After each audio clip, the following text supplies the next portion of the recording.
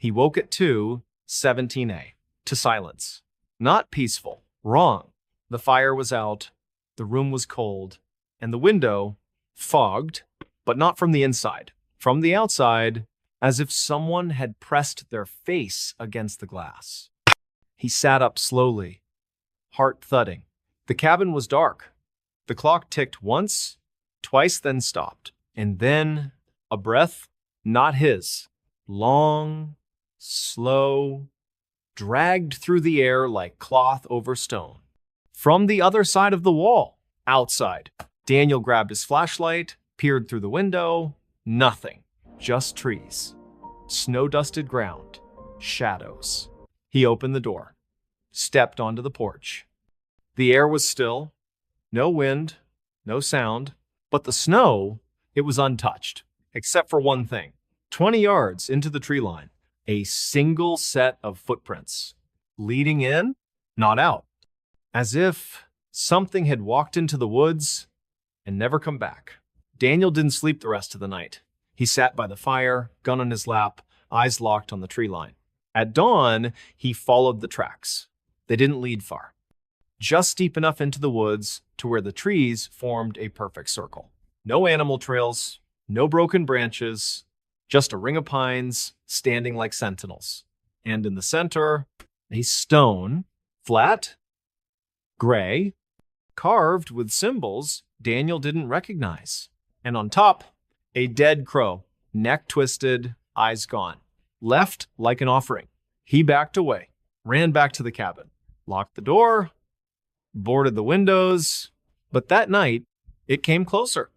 He heard it first, a slow, rhythmic tap, like a branch against glass. But it wasn't a branch. It was a knock, 3 times. From the front door, Daniel didn't answer. He watched through a crack in the boards. Nothing. No figure, no shadow. But the doorknob, it turned slowly, then stopped. And from the other side, a whisper, not in English, not in any language he knew, but he understood it. I see you. The next morning, he tried to leave. Car wouldn't start. Battery dead. Phone no signal. Radio static, except for one station, faint, repeating the same phrase in a child's voice. Don't look outside. Don't look outside. Don't look outside. He stayed for 3 days. No power. No heat. Food running low. And every night, the knocking, the whisper, the feeling of eyes on the back of his neck. Then, on the 4th night, he saw it through the window. At the edge of the trees, tall, too tall, 12 feet, maybe more, thin, limbs like snapped branches. No face, just smooth, bark-like skin where features should be. And its arms, they dragged on the ground, long, knotted, ending in fingers too many, too thin, like roots. It didn't move, didn't breathe, just stood, watching. Daniel dropped to the floor, trembling. When he looked again, it was gone. But the next morning, the stone was on his porch, the crow gone, and the symbols, now carved into the door, deep, fresh, as if done by hand or claw. He tried to burn it. Fire wouldn't touch it. He threw it into the creek, found it on his pillow that night. And then the dreams began. Every time he closed his eyes, the forest, the circle of trees, the stone, and it standing in the center, surrounded by others, hundreds, all faceless, all watching. And in the dream, they stepped forward, one by one, into the cabin, closer, closer, until one leaned down and whispered, "You're already inside." Daniel woke screaming. The cabin wasn't his. The walls were wrong. The ceiling too high. The door open to the forest. No road, no car, just trees. Endless. And from the shadows, eyes. Hundreds of them. Glittering. Unblinking. Waiting. He ran. Through the woods. Branches slashing. Roots tripping. No path. No direction. Just the feeling of being herded. Then, a light, a cabin, his cabin. Smoke from the chimney. Lights on. He sobbed, stumbled forward, banged on the door. "Hello, please, let me in." The door opened. And there, him, standing in the doorway, same clothes, same face, but the eyes, black, empty, smiling. "You don't belong here," the other Daniel said. And behind him, the thing in the corner, watching, Daniel turned and ran back into the woods. He never stopped. Search teams found his footprints 2 weeks later. They led in a perfect circle, back to the stone, back to the crow, back to the trees.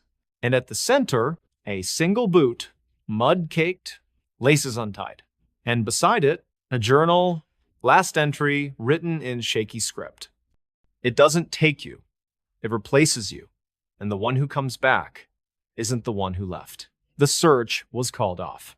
The cabin was boarded. But locals say on still nights, when the wind dies and the stars vanish behind clouds, if you walk near Black Spruce Road, you'll hear knocking from inside the trees. And if you look, just for a second, you'll see them standing between the pines, tall, thin, faceless, watching, waiting, because the woods don't hide monsters. They grow them. And once you've been seen, you're never really alone again. So if you hear a knock in the dark, don't answer, don't look. And whatever you do, don't go into the woods, even if you think you see a light, even if you hear your name, because something is always watching, and it knows you're there. He answered the wrong door. It was 2:13 a.m.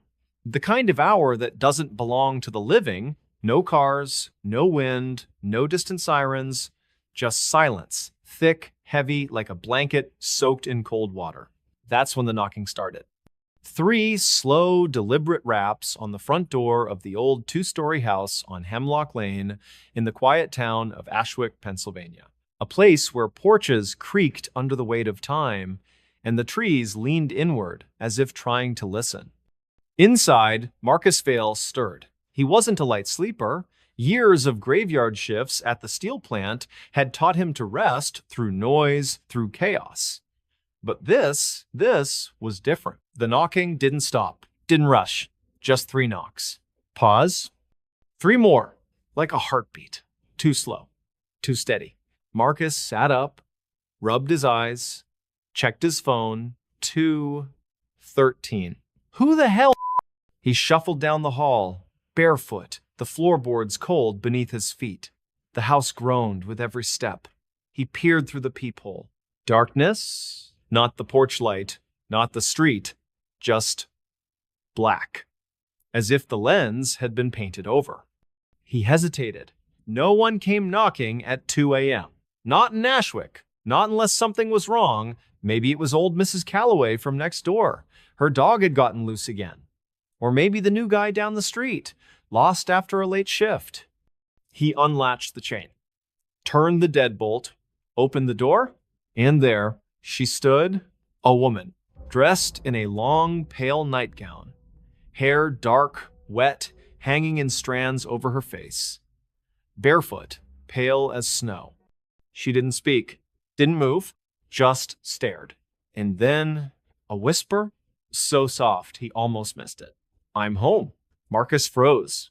This wasn't right. He didn't know her, and she wasn't supposed to be here. This was his house. He started to close the door. But she stepped forward. Just 1 step, and the air changed. It turned cold.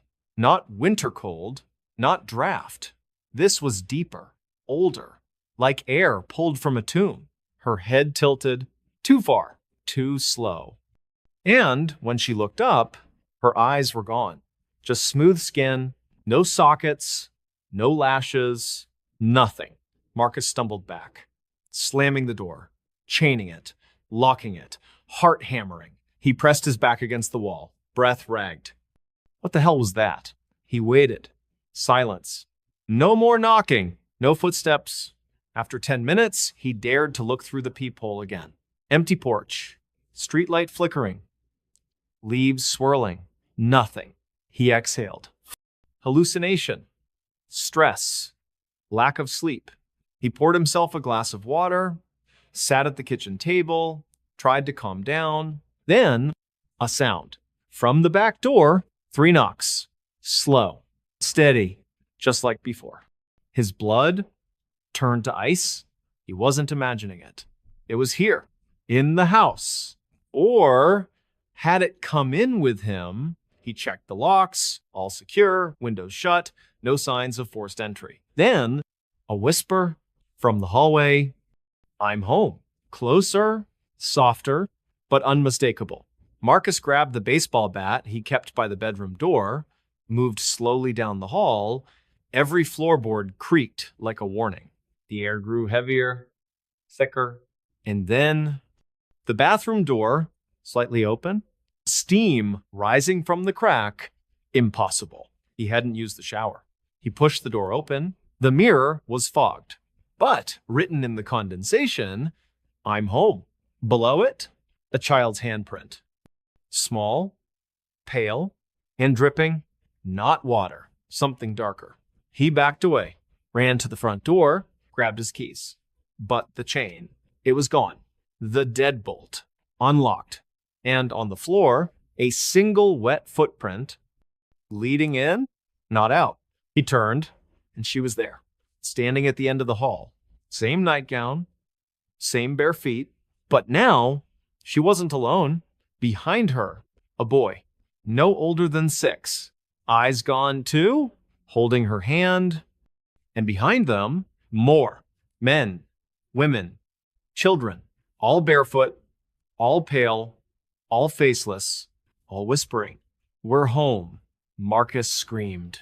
He bolted for the back door, yanked it open, ran into the yard, through the gate, down the street. Didn't stop until he reached the gas station on Route 7. He banged on the glass. The clerk, a young man named Ray, jumped. "Help me," Marcus gasped. "There's people in my house. They're not real." Ray called the police. Deputy Karen Miles arrived within minutes. They went back to the house. Lights off, door closed. No signs of forced entry, no footprints, no steam, no writing on the mirror. Nothing. Miles searched every room, found nothing. "Are you sure you didn't dream it?" she asked gently. Marcus shook his head. "I saw them. They were in my house. They said, 'I'm home.'" The whisper came from the closet in the hallway. Miles drew her gun, opened the door, empty. But the back wall, it was wrong. Too far back, too dark, like a tunnel. She shined her flashlight. The beam didn't reach the end, and from the darkness, a breath, wet, slow, then a hand, pale, thin, reaching out. Miles slammed the door, sealed it with tape, called for backup. But when the team arrived, the closet was normal. Wall solid. No tunnel, no hand. Just wood. They took Marcus in for evaluation, psych ward, observation. He lasted 2 days. Then, on the 3rd night, he disappeared. No alarm, no forced exit, just gone. Bed empty. Window locked. Only one thing left behind. A note, scrawled on a paper napkin. "I answered the wrong door. Now I have to let them in." Search teams went back to the house. Nothing. No signs of struggle. No footprints. But the closet door, it was open. And inside, the wall was gone, replaced by darkness. And from within, a faint sound, whispers, hundreds of them, all saying, "We're home." And if you stand on Hemlock Lane at 2:13 a.m., when the wind dies and the stars vanish, and you knock on Marcus's door 3 times, slow, steady, you might hear it. The latch, the creak. The voice, soft, wet, "I'm home." And if you look inside, you'll see him standing in the hall, pale, barefoot, eyes gone, smiling. Because he didn't escape, he invited them in. And now, he answers every knock for everyone. So, if you hear knocking at 2:13, don't answer, don't look. And whatever you do, don't open the door, even if it sounds like someone you love. Even if they say they're home, because some doors don't lead out. They lead in. And once you open one, you become the one who answers. Forever. Real footage police never released. It was never supposed to be seen. Not by the public. Not by the families. Not even by the officers who recorded it. And yet somehow it surfaced. A single file. Unmarked. Unnamed. Uploaded at 3:44 a.m. to a forgotten corner of a public archives server in the town of Hollows Creek, West Virginia. No username, no IP trace, just a timestamp. And a video. Duration, 18 minutes, 37 seconds. File name, CCTV, unknown, route 19-2. The footage begins in darkness. Then static, a flicker, and the image resolves. Grainy, green-tinged, night vision. It's a rural stretch of road, 2 lanes surrounded by thick forest. A faded sign reads, Hollows Creek, 8 miles. Timestamp in the corner, 11:17 p.m. No movement, just the sway of tree branches in the wind. Then headlights. A car approaches from the left, slow, steady, a 2008 silver sedan. License plate blurred in the recording, standard procedure. But later, investigators would confirm it belonged to Daniel Reeves, 34, a mechanic from nearby Pine Ridge. He was reported missing the next morning. His wife said he was coming home from a late shift. He never arrived. In the footage, the car slows. Not due to traffic. Not due to weather. There's nothing ahead. But the driver Reeves brakes. Pulls over to the shoulder. The engine cuts. Silence. Then he gets out. Not panicked. Not frantic.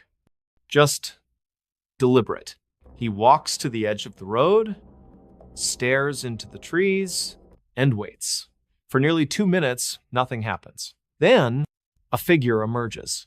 From between the pines, tall, thin, wearing a long coat, too long dragging in the dirt, its face obscured by shadow. Not from the night, from something else. As if the camera refuses to focus on it. Reeves doesn't run. Doesn't scream. He just watches. The figure stops 10 feet from him. Raises one hand. Not in greeting, in command. And Reeves begins to walk. Backward. Step by step. Into the woods. The camera doesn't follow. But the audio, it does. Footsteps. Crunching leaves. Then, a whisper. Not from Reeves. From the trees, multiple voices. Overlapping. Come in. Stay with us. You're wanted. Reeves's breathing grows shallow. His steps slow. Then, a scream. Short, cut off, like a hand over his mouth. Then silence. The camera remains fixed on the empty road. For 6 minutes. Then, movement. Reeves stumbles back into frame. But he's wrong. His clothes are torn, his face pale, too pale, like he hasn't seen sunlight in years. And his eyes? They don't blink. He walks to the car, opens the driver's door, gets in, starts the engine, drives away. The footage ends. But that's not what made the police seal it. That's not why the file was scrubbed from every backup. Why officers were sworn to silence. Why the deputy who first reviewed it, Karen Miles, resigned the next day, muttering about things that shouldn't be seen. It's what happens after. At 11:53 p.m., 7 minutes after Reeves drives off, another car appears. Sheriff's cruiser. Unit 14, Deputy Ray Teller. He slows, scans the road, pulls over, gets out, looks around, then he sees something on the ground. A phone. Reeves' phone. Teller picks it up, checks it, then he turns, looks into the woods, and he sees it. The figure, still there, standing between the trees, watching. Teller reaches for his radio, but before he can speak, the whisper returns. Louder, closer, come in. Teller freezes. Then he holsters his weapon, walks into the trees, same backward steps, same silence, same cut-off scream. The camera records it all. But again, that's not the worst part. At 12, 18 a.m., another vehicle, an ambulance. EMTs report a call about a stranded motorist. They get out. Search. One finds Teller's hat. Then they hear the whisper. Both men turn, walk into the woods, vanish. The camera keeps rolling. Now, for the next hour, car after car, a state trooper, a tow truck, a couple pulled over to argue. Every time, the same pattern. They arrive. They see something. They walk into the trees. Backward, quiet, gone. By 2-3 a.m., 7 vehicles are parked on the shoulder, engines running, doors open. No one returns. Then, the final entry, a black SUV. No plates. It stops. A man gets out, wearing a long coat, face hidden. He walks to the camera, looks up, and for the first time, the lens focuses. His face is Reeves's, but wrong, stretched, empty, smiling. He reaches up, unscrews the camera, turns it toward the trees, and for the last 30 seconds, it shows what's inside. Not a forest, not a trail, a space, endless, walls of black stone, and rows, hundreds of people standing, facing the camera, all wearing long coats, all pale, all barefoot, all with the same dead eyes. And in the front, Deputy Teller, the EMTs, the trooper, the tow truck driver, all of them smiling as if they've been waiting. And behind them, figures, tall, faceless, watching. Then the screen cuts to black, text appears, white, centered. They're still recording. The file was removed within hours. The server wiped. The camera found the next day, smashed, buried under leaves. But the footage? It spread in whispers, in dark forums, in encrypted messages. People claimed to have seen it. Some said they watched it once. Others said they couldn't stop, played it every night. And then they disappeared. No reports, no searches, just gone. And in their homes, left behind. A single device, phone, laptop, tablet. Screen cracked, battery dead. But if you plug it in, it boots and plays the video from the beginning. Even if you delete it, even if you burn the device, it comes back. Because the footage isn't just a recording, it's a doorway. And every time it's played, it pulls someone else in. So if you find a file online, unmarked, grainy, green tinted, with a timestamp of 11:17 p.m. Don't open it. Don't download it. Don't even look at the thumbnail. Because once you see the man in the long coat, you'll start hearing the whisper in your walls, in your dreams, in the silence between heartbeats. Come in. And when you walk toward it, backward, quiet. You won't scream. You'll smile. Because you'll finally understand you were never meant to escape. You were meant to be seen, to be recorded, to be added to the footage. So the next time someone searches for real footage police never released, they'll find you too, standing in the dark, waiting, smiling. And the cycle continues. They shouldn't have opened it. It was buried beneath the old church on Chapel Ridge in the quiet town of Briars Hollow, West Virginia, a place where the mist never quite lifted and the trees leaned too close to the road as if eavesdropping on every whispered secret. The church had stood for over a century. Built in 1843 by a fire and brimstone preacher named Elias Crow, it was abandoned by 1972 after the last congregation vanished mid-sermon. No bodies, no notes, just empty pews, Bibles left open, and a single word scrawled in blood across the pulpit. It's awake. For decades, the building stood untouched. Boarded windows, sagging roof, a warning spray-painted across the door, "Do not enter." But in late October, a crew arrived. Historical preservation, funded by the state, tasked with restoring old landmarks before they crumbled into dust. Their leader, Daniel Reeves, was a structural engineer. Practical, logical, A man who believed in beams, not beliefs. This place is just wood and time, he said, stepping over the threshold on a cold gray morning. Nothing supernatural about rot. With him were three others. Lena Pike, a young historian with a camera always around her neck. Ray Teller, a quiet electrician who never spoke unless spoken to. And Karen Miles, the team's medic ex-military. Sharp eyes, sharper instincts. They began in the basement, a forgotten space sealed behind a rusted iron door. The hinges screamed when they forced it open. Dust rained down.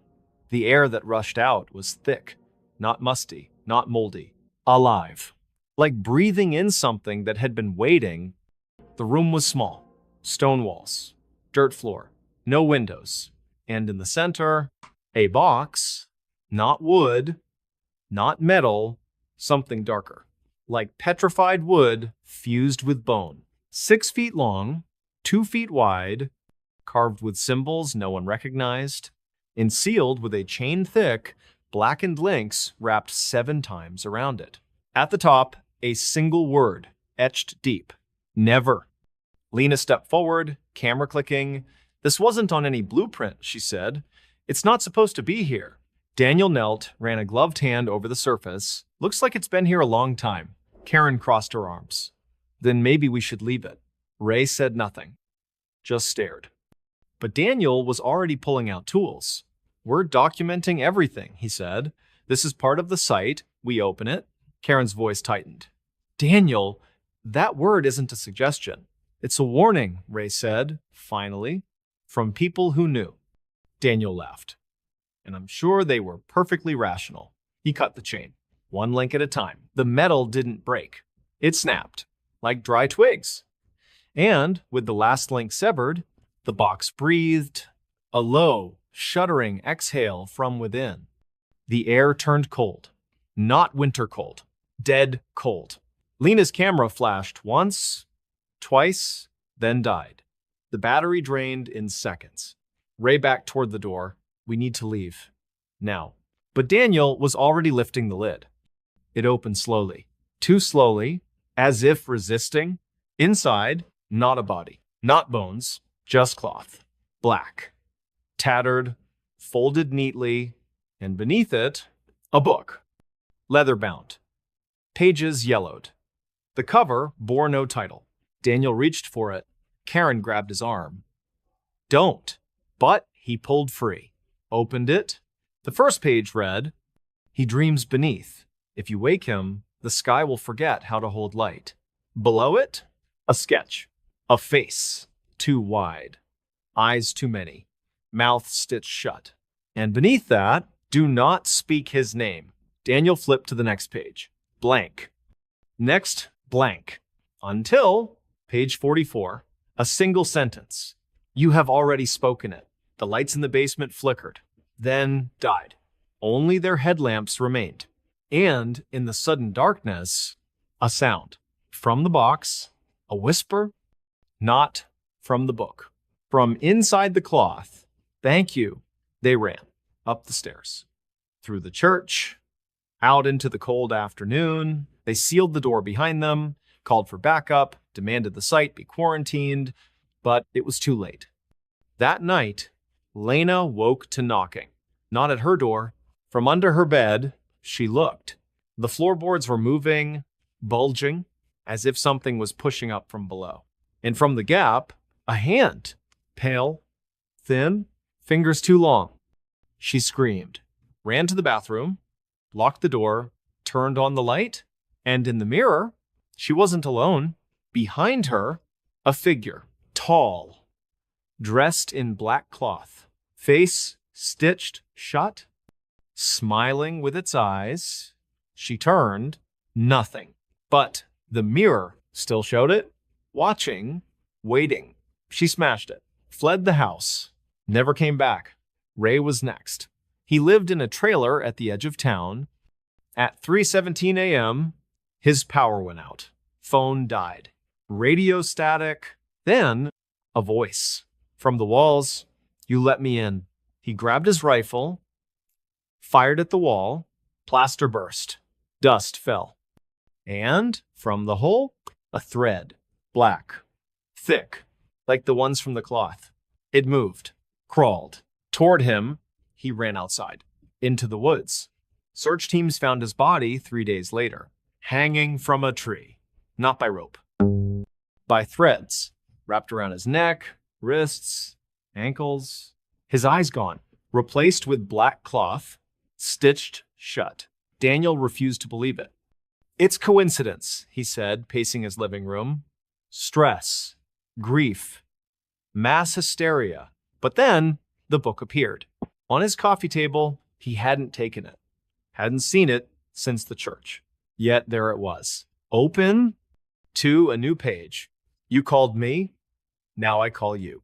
That night, he dreamed of the box, of the cloth unfolding, of something rising, not walking, unfolding like a flower made of shadow and bone. And in the dream, it spoke, not in words, in names, his mother's, his sister's, his first love, names it shouldn't know.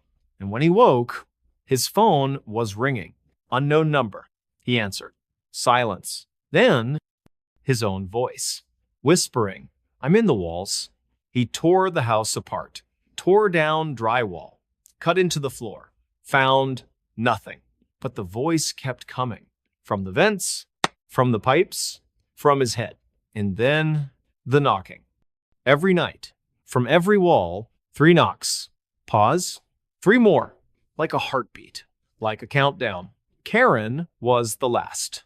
She'd left town, drove to Oregon, changed her name. But on the 7th night after the box was opened, she woke in a room she didn't recognize. Stone walls, dirt floor, the box open, the cloth gone, and above her, a crack in the ceiling, not rock, sky. But wrong. No stars, no moon, just endless black. And from it, a face, huge, stitched, smiling, and a whisper. They shouldn't have opened it. Then, silence. The file was recovered weeks later. A security camera from the church basement. It showed everything. The chain breaking, the box breathing, the book opening, and in the final frame, the cloth moving, crawling, like it was alive. And beneath it, something waking. The footage was classified, buried. But those who saw it, they never slept again. Because the truth wasn't in the box. It was in what came after. And it's still out there. In the walls. In the dark. In the silence between breaths. Waiting. Because once you open the wrong door, you don't close it. You become part of what's on the other side. So if you hear knocking at 317A, if your lights flicker for no reason, if you find a book with no title, don't open it. Don't read it. Don't even touch it. Because some things were buried for a reason. And the moment you lift the lid, you become the offering, not the explorer, not the hero, just another voice in the dark, whispering too late. They shouldn't have opened it. She vanished without a trace. It was a cold November evening in the quiet town of Black Hollow, nestled deep in the pine-covered hills of northern Idaho. The kind of place where everyone knows your name, where porch lights stay on long after dark just to keep the shadows at bay. The air carried the scent of damp earth and wood smoke, and the wind whispered through the trees like secrets passed from one generation to the next. Before we begin, tell me, where are you listening from and what time is it there? That night, the sky was overcast, thick with clouds that refused to let even a sliver of moonlight through. The streets were nearly empty, only a few cars passed by, their headlights cutting brief tunnels through the fog. Most folks were already indoors, tucked beneath warm quilts, unaware that something terrible was about to unfold. At 8:47 p.m., Emily Carter left the local diner, the Rusty Spoon, after finishing her shift as a waitress. She was 23 years old, with auburn hair that fell just past her shoulders and a quiet smile that made people feel at ease. She wore a navy blue coat, her favorite pair of brown boots, and carried a small tote bag slung over her shoulder inside, a novel she'd been reading, a pack of gum, and her phone. She waved goodbye to Martha, the night manager, who locked the door behind her. "Drive safe, hun," Martha called out. "Weather's turning nasty." Emily smiled, pulling her coat tighter. "I'll be fine. Only a 10-minute walk." And so, she stepped into the night. The walk home should have taken no more than 15 minutes. Her apartment was on the edge of town near the old rail trail that cut through the woods behind the abandoned paper mill. She'd walked it 100 times before, sometimes at night, sometimes in the rain. Nothing had ever happened until that night. The first sign that something was wrong came at 9:15 p.m. when Emily's roommate, Daniel Reeves, noticed her phone had gone straight to voicemail. They had plans to watch a movie together. He tried calling again. No answer. He sent a text. "You okay? Movie's starting." No reply. By 9:40, Daniel was pacing the living room. Emily wasn't one to ignore messages, not without a reason. He called the diner. Martha confirmed she'd left on time. He checked the security camera footage from the diner's back door. It showed Emily stepping out, glancing left and right, then walking down the sidewalk toward the trail. The timestamp read 8:48 p.m. Then nothing. No footage from any other cameras picked her up. No sightings, no calls, no texts. Daniel called the police at 10:03 p.m.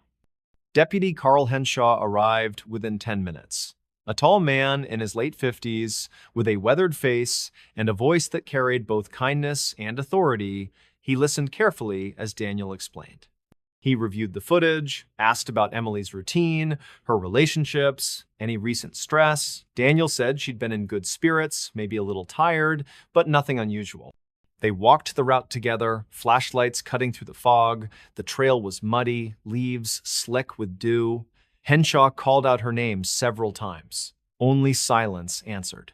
At the edge of the woods, near the rusted tracks of the old mill, they found something.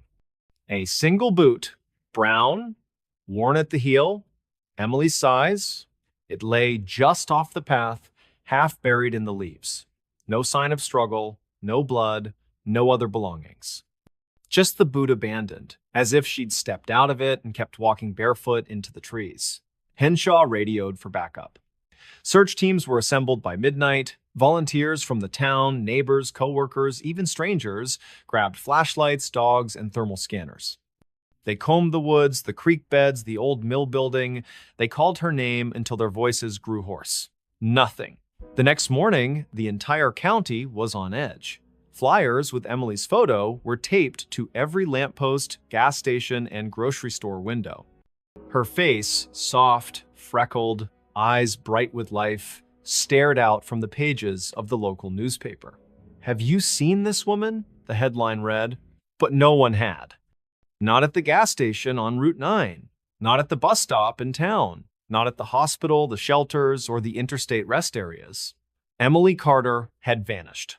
As the days passed, the search expanded. Helicopters scanned the treetops, drones hovered over the dense forest. Canine units tracked scent trails that always seemed to end in circles, as if whatever Emily had followed or whatever had taken her had doubled back, confused the trail on purpose. Then, on the fifth night, something strange happened. One of the search volunteers, an elderly man named Frank Dobbs, claimed he saw a figure standing at the edge of the woods near the mill. It was past midnight. He'd been checking trail markers when he noticed movement through the trees. "A woman," he said, wearing a blue coat, long hair, standing perfectly still. He called out. No answer. When he approached, the figure turned and walked deeper into the forest. Frank followed, but the underbrush was thick, and soon he lost sight of her. He found no footprints, no broken branches, nothing to suggest anyone had passed through. Still, he was certain it was her, he whispered to Deputy Henshaw the next morning. "I know it was." The deputy didn't dismiss him. Frank wasn't the type to imagine things. He'd lived in Black Hollow his whole life, knew every inch of those woods. And then 3 days later, another sighting. This time, it was a teenager biking home from a friend's house. He said he saw someone standing in the middle of the road just past the old railroad crossing. She was barefoot, wearing only a thin dress, even though the temperature had dropped below freezing. When he shone his bike light on her, She turned slowly, her face pale, eyes hollow, and pointed toward the trees. He pedaled away as fast as he could. When police arrived, they found tire tracks, bike skid marks, and a single footprint in the mud. Barefoot, small, female, but no one else. The town began to change. People stopped walking alone at night. Parents called their children home before dusk. Some said they heard whispers in the wind when the fog rolled in. Others claimed their dogs refused to go near the trail, growling at nothing, tails tucked between their legs. And then on the 13th day, Emily's phone was found, not far from where the boot had been discovered. It lay at the base of an old pine tree, half buried in moss. The screen was cracked, the battery dead. But when technicians revived it, they found something chilling. The last photo taken was not of Emily. It was a blurry image, dark, grainy, of a narrow dirt path winding through dense trees. The timestamp read 9:02 p.m. on the night she disappeared. Impossible. Her phone had been off the grid since 8:50. No signal, no GPS. Yet the photo existed. And in the background, barely visible, was a figure. Tall, thin, standing perfectly still between two trees. Its face was obscured, but its arms were unnaturally long, hanging past its knees. And its head, it tilted slightly, as if watching the person who had taken the photo. The image was never released to the public. Authorities called it a glitch, a corrupted file, but those who saw it, Deputy Henshaw, the techs, Daniel, never spoke of it again. Not in detail. They burned the phone. Still, the rumors grew. Older residents of Black Hollow began telling stories, ones they'd never shared before. Tales of the Hollow Man, a presence said to dwell in the woods long before the town was built. A watcher, a taker. It didn't kill, it didn't attack. It simply waited. And when someone walked the trail at the wrong time, with their mind distracted, their heart heavy, it called them, not with sound, but with silence, with stillness. Some said it fed on loneliness. Others believed it collected souls who no longer belonged. And then, one winter evening, nearly 6 months later, Daniel received a letter. No return address. Postmarked from a town over 200 miles away. Inside was a single sheet of paper, yellowed, brittle, as if it had been stored for years. The handwriting was shaky, uneven. Daniel, it read, I'm sorry I didn't say goodbye. I hear it calling. It's not loud, it's not angry, it's just there. Like a song I've always known, I think I was meant to follow. Don't look for me. I'm not lost. I'm found. And beneath it, a small sketch. A path, trees, and at the end, two figures, hand in hand, one small, one tall. The letter was never tested for fingerprints. Daniel burned it in his fireplace that same night. To this day, the trail remains. The woods stand silent. And every November, when the fog rolls in and the wind carries the scent of pine and decay, people say you can see her Emily standing at the edge of the trees, barefoot, coat flapping in the breeze, waiting not to come back. But to be followed, never go in that house. It began with a whisper, not the kind carried on the wind. No, this was different. This whisper came from the mouths of children, passed from one backyard game to another, spoken in hushed tones beneath the flicker of porch lights on summer evenings. Never go in that house. The house stood at the end of Sycamore Street in the quiet town of Cedar Ridge, West Virginia, a place where time moved slow and secrets were buried deep beneath layers of coal dust and mountain silence. It was a two-story Victorian, once proud, now crumbling. Paint peeled like dead skin from its wooden siding, windows, shattered or boarded, stared out like hollow eyes. The porch sagged under the weight of decades, and the iron gate at the front creaked with every gust of wind, a sound like bones dragging across stone. Locals called it the Holloway House. No one remembered exactly who lived there first. Some said a doctor. Others claimed it was a preacher who lost his faith and his mind after his wife and daughter vanished one winter night. Whatever the truth, the house had stood empty for years, decades even. But it wasn't empty. Not really. And that's what the children knew. They'd dare each other to touch the gate. To run up the steps and knock just once, then sprint away, hearts pounding, laughter turning to screams. Most never made it past the yard. Something about the air around the house felt thick, heavy, like breathing through wet cloth. Birds didn't sing near it, squirrels didn't climb its trees. Even the weeds grew in crooked, as if afraid to stand too tall. Then, in late September, a family moved in. Not from the town, outsiders, James and Lila Turner and their 11-year-old son, Noah. They came from the city, somewhere in Ohio, no one was sure exactly where, looking for a fresh start, a quiet life, a home with space and history. The price was unbelievably low. Too low. But the real estate agent, a nervous man named Dale, avoided eye contact when asked why. "It just needed the right people," he said, forcing a smile. "And you seem perfect." They should have listened to the silence that followed.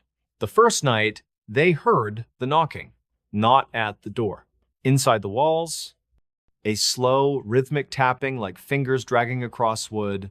It started just after midnight. Noah was the first to hear it. He sat up in bed, heart thudding, convinced someone was in the house. He called for his parents. James grabbed the baseball bat he kept by the bedroom door just in case and checked every room. Nothing. No one. All doors and windows were locked. Lila laughed it off. "Old houses make noises," she said, kissing Noah's forehead. "Just the pipes, or the wind." But the next night, the knocking came again. Louder, closer. And this time, it was answered from upstairs. A child's voice, singing, a nursery rhyme, off-key, slow. "Rockabye baby" on the treetop. Noah froze. He wasn't asleep. His parents weren't in the room. And the voice? It wasn't his. James stormed up the stairs, flashlight in one hand, phone in the other, ready to call the police. But the second floor was empty, dusty, cold. The floorboards groaned under his weight, but there was no one there. No sign of forced entry, no footprints, nothing. Yet the next morning, Noah found a small wooden horse at the foot of his bed. Carved from dark wood, chipped, one eye missing. He didn't own it, his parents had never seen it before, and when James asked the neighbors, an old woman named Mabel, her face went pale. That's one of hers," she whispered. "The little girl who lived here. Before. What happened to her?" Lila asked, voice trembling. Mabel looked away. "She never left." The Turners tried to stay rational. They cleaned the house, repaired the porch, planted flowers to soften the gloom, but the atmosphere never changed. The air stayed cold, even in the height of summer. Lights flickered for no reason, doors opened on their own, and the singing came back. Every night, sometimes it was the same rhyme, sometimes it was different old folk songs, lullabies in languages no one recognized. Noah began having nightmares. He woke screaming, claiming a little girl stood at the foot of his bed watching him. "She's pale," he sobbed. "Her eyes, they don't blink." Then, one afternoon, he disappeared. It was a Saturday. Bright sun, birds chirping. James was mowing the lawn. Lila was inside, folding laundry. Noah had been playing in the backyard, kicking a soccer ball against the garage. One moment, he was there. The next gone. James searched the yard, the shed, the woods behind the house. Lila called his name until her voice cracked. They checked every room in the house again and again. Nothing. Then, as James passed the staircase, he heard it. A giggle, high-pitched, childlike. Coming from the attic. The attic had no stairs. Just a small hatch in the ceiling, nailed shut.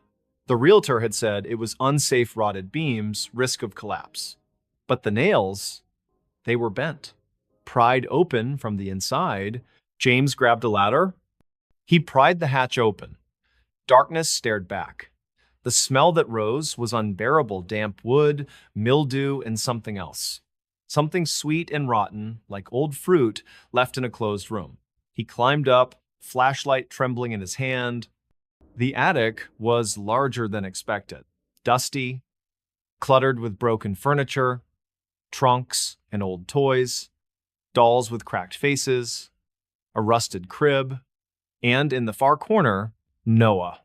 He was sitting cross-legged on the floor, facing the wall, silent, still. "Buddy?"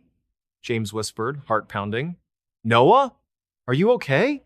Noah didn't move. James stepped closer. Then, slowly, Noah turned his head.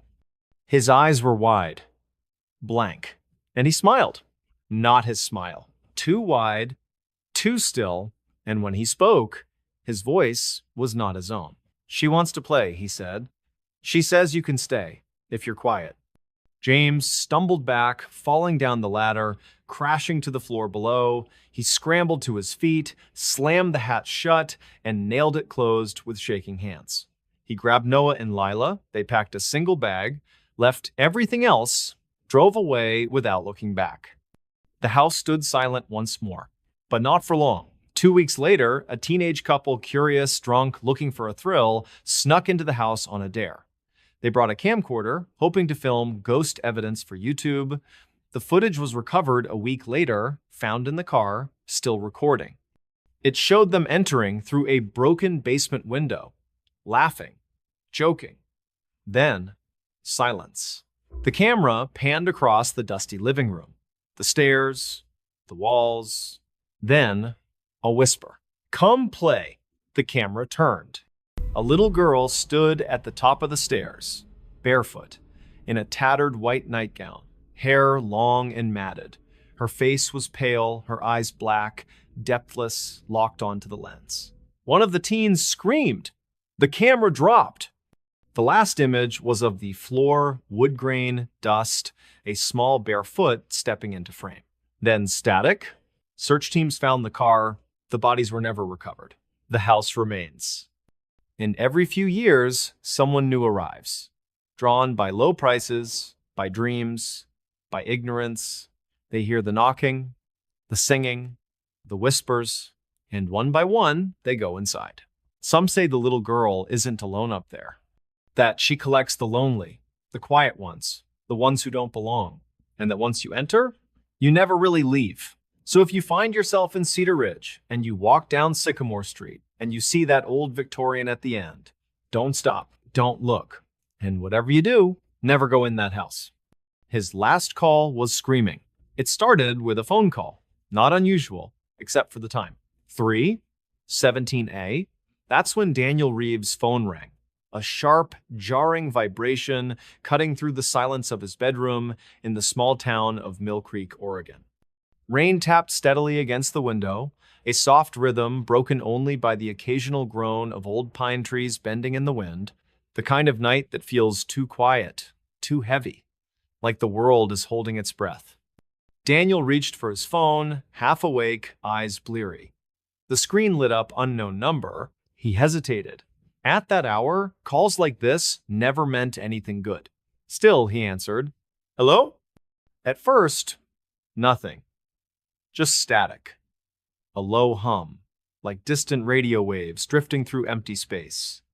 Then, a breath, not his, slow, wet, as if someone was breathing through a throat full of water. "Daniel," a voice whispered. His blood turned to ice. It was his brother's voice. "Ethan," but it wasn't right. Not quite. It was strained, twisted, like it had been pulled through glass. "Ethan?" Daniel sat up, heart slamming against his ribs. "Ethan, is that you? Where are you?" Silence again, then a scream. Not loud at first. Just a gasp, a choked cry, then rising, climbing, tearing through the receiver like a blade. Raw. Desperate. The kind of scream that doesn't come from fear alone, but from something deeper.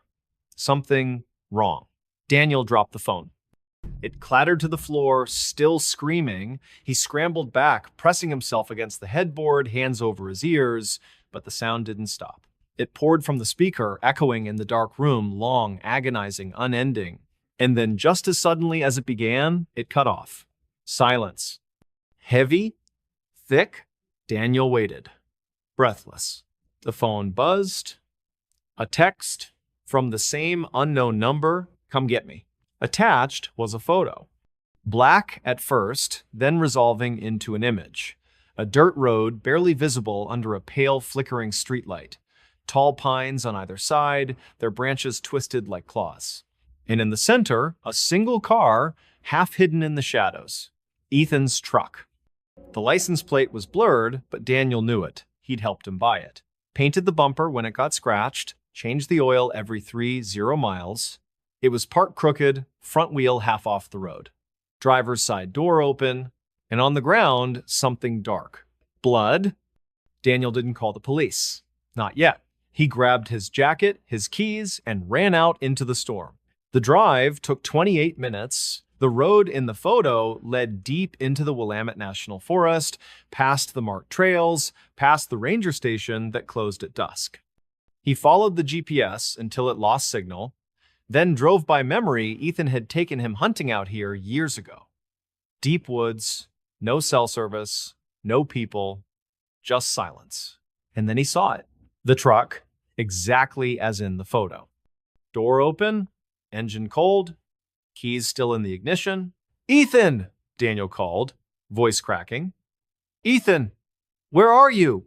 No answer. Only the wind, the rain, the creak of trees. He stepped out, flashlight in hand. The beam cut through the dark, shaking with his grip. He scanned the ground, mud, tire tracks, and, yes, blood. Smears on the gravel, drag marks. His stomach twisted. He followed the trail into the trees. Branches grabbed at his clothes. Roots threatened to trip him. The deeper he went, the colder it got, unnaturally so. His breath fogged, even though it wasn't that kind of winter. Then light, faint, orange, firelight. Through the trees, a small clearing. And in the center, a campfire, burning low. And around it, 3 figures, sitting in silence. Daniel froze. They weren't moving, not breathing, just sitting. One in a hunting jacket, one in a flannel shirt, one in a hoodie, hood pulled up, and then the one in the hoodie turned, slowly, too slowly. Its head rotated a full 180 degrees, and where a face should have been, there was only shadow. Daniel stumbled back, flashlight falling from his hand. The beam spun, illuminating the others. They turned too, one by one, all facing him, all with no faces, just smooth, blank skin where eyes and mouths should be. He ran. Branches slashed his arms, roots caught his feet. He didn't look back. Couldn't. When he reached the truck, he dove inside, slammed the door, started the engine. Tires spun in the mud as he reversed, then peeled onto the road. He didn't stop until he reached the police station in Mill Creek. He burst through the door, soaked, shaking, babbling about Ethan, the call, the figures, the fire. Deputy Karen Miles listened, took notes, calmed him with coffee. Then she checked the system. No missing persons report for Ethan Reeves. No record of a truck matching the description being towed. No calls from an unknown number logged on Daniel's phone, except one made by him at 3:17 a.m. to his own voicemail. What? Daniel stared at her. That's impossible. I didn't. She played the recording. His voice. Calm. Flat. Ethan, he said. Come get me. Then screaming. His screaming. Long. Horrifying. Exactly as he'd heard it. But he hadn't made that call. He knew he hadn't. Deputy Miles promised to send a team to the site at first light. Daniel waited in the lobby, wrapped in a blanket, staring at the floor. At 5:48 a.m., his phone rang again. Same number. He didn't answer. It rang. And rang. And rang. Finally, it stopped. Text. You left me there. Another photo? This time, Daniel, standing in the clearing, back to the camera, facing the fire, surrounded by the 3 figures. Except he wasn't wearing the clothes he'd left in. He was wearing the hoodie, and his head, it was turned backward. Daniel screamed. He threw the phone. It shattered against the wall. Deputy Miles rushed out. Daniel, what is it? He couldn't speak. Couldn't move. She picked up the pieces, tried to recover the image, but the screen was dead. You need rest, she said gently. Grief does strange things. Maybe, maybe, your brother's been gone longer than you think. Daniel looked at her. What? She hesitated, opened a file. Ethan Reeves died 2 years ago. Car accident. Off the same road. They never found his body. Search was called off after 3 days. Daniel felt the world tilt. No, that wasn't right. He'd talked to Ethan last week, had dinner with him, laughed about old times, hadn't he? Memories flickered bright, then dim. Faces blurred, dates twisted. Had it been 2 years? Had it been longer? He didn't remember. He couldn't remember. Deputy Miles walked him to a room, gave him water, told him to lie down. He did, but he didn't sleep. He waited, and at exactly 3:17 a.m., his phone buzzed. Not ringing, just vibrating. On the floor, screen dark. But the speaker, a whisper, "You're here now." Then, screaming, not from the phone, from inside his head, and this time, it was his own voice. The search team found the truck 2 days later. Empty. He's in the ignition, Daniel's jacket in the passenger seat, no sign of him, no footprints, no tire tracks leading away, just rain and silence. And in the woods, deep in the clearing, the fire still burned. Low, flickering. Around it, 4 figures, sitting still. One in a hoodie, head turned backward, waiting for the next call, because the forest doesn't let go. And the phone always rings at 3:17. And once you answer, you never stop screaming. Buried alive with her secret. The storm rolled in just after midnight. Not the kind of storm with thunder and lightning. No, this was different. This was the kind that crept in on silent feet. A thick, suffocating fog swallowing the town of Hollows End, Arkansas, like a slow, deliberate breath. The air turned heavy. The trees stood still. Even the crickets had gone quiet, as if they knew something terrible was about to happen. And it had. 3 days earlier, Clara Whitmore had vanished. She was 29, quiet, kind, the kind of woman who brought casseroles to grieving neighbors and always remembered birthdays. She worked at the local library, shelving books with careful hands, her dark braids swinging over one shoulder. She lived alone in a small white house on Cypress Lane, the one with the overgrown garden and the porch swing that creaked in the wind. No one saw her leave. No one heard a struggle. But on the morning of her disappearance, her front door stood open. A single coffee mug sat on the counter, still warm. Her phone lay on the couch, screen cracked, as if it had been dropped in a hurry. And in the backyard, fresh dirt, not from gardening, from digging. Sheriff Dale Mercer arrived within the hour. He'd known Clara since she was a girl. Her father, a retired schoolteacher, had died the previous winter. Since then, she'd grown quieter, more withdrawn, but no one thought she was in danger. Until the hole. It was 6 feet long, 2 feet wide, deep. Too deep for a dog, too precise for an animal. The edges were clean, the soil piled neatly to the side. A shovel leaned against the fence. Clara's, her name, carved into the wooden handle. Mercer's stomach twisted. This wasn't random. This was personal. And then later that afternoon, they found the note, tucked inside the hollow of an old oak at the edge of her property. Written in shaky, looping script on a page torn from a library book. I didn't mean to. But she wouldn't stop crying. No signature, no explanation, just that. And beneath it, a child's drawing. A stick figure woman lying in a hole. Above her, a second figure, faceless, holding a shovel. And in the sky, a single black star. The town whispered.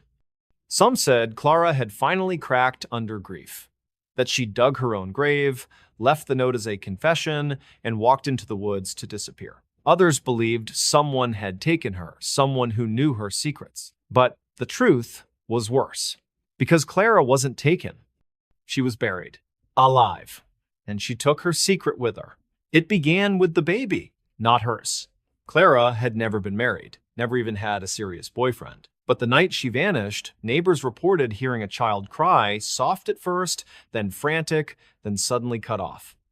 Around 11:37 p.m., one woman, Mrs. Langston, peered through her blinds. She saw Clara in the backyard, wrapped in a blanket, rocking back and forth.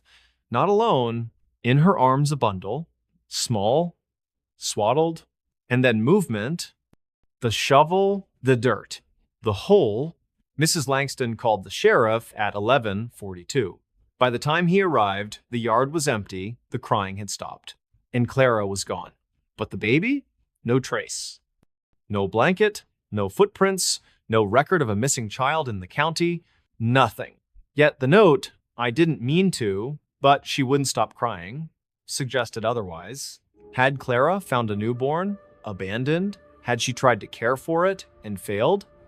Or worse, had she taken it? The investigation turned cold. No body was found, no evidence of a burial. The hole was filled in, tested, nothing.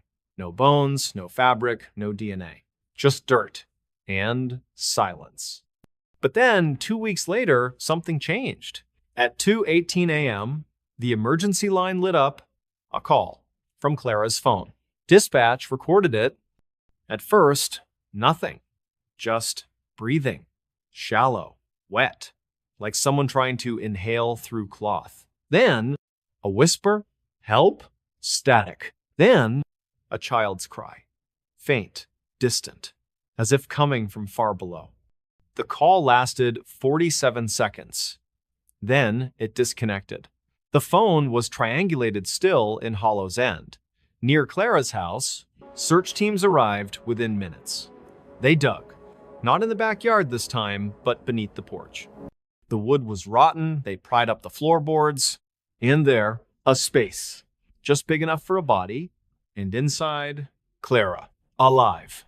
She was curled in a fetal position, wrapped in the same blanket seen in Mrs. Langston's account. Her skin was pale, almost gray, her hair matted with dirt, her lips cracked, her eyes sunken. She was dehydrated, malnourished, but breathing. They pulled her out gently.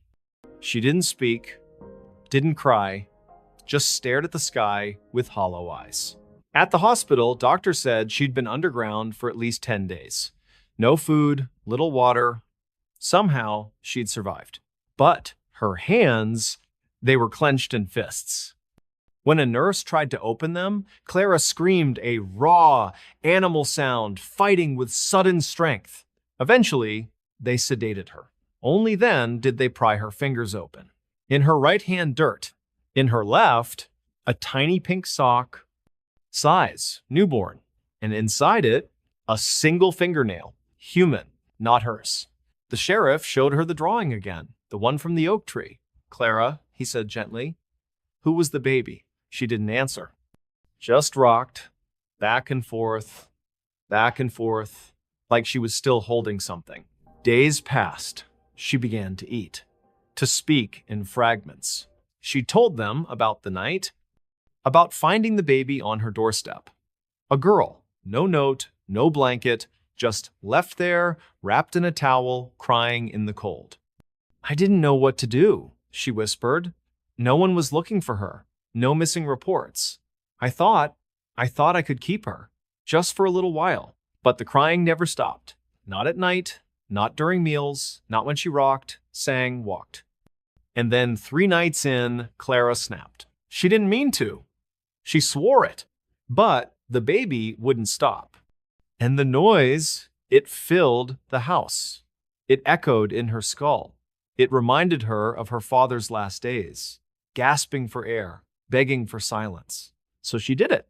She wrapped the baby in the blanket, took her to the backyard, dug the hole, and buried her. But guilt came fast, too fast.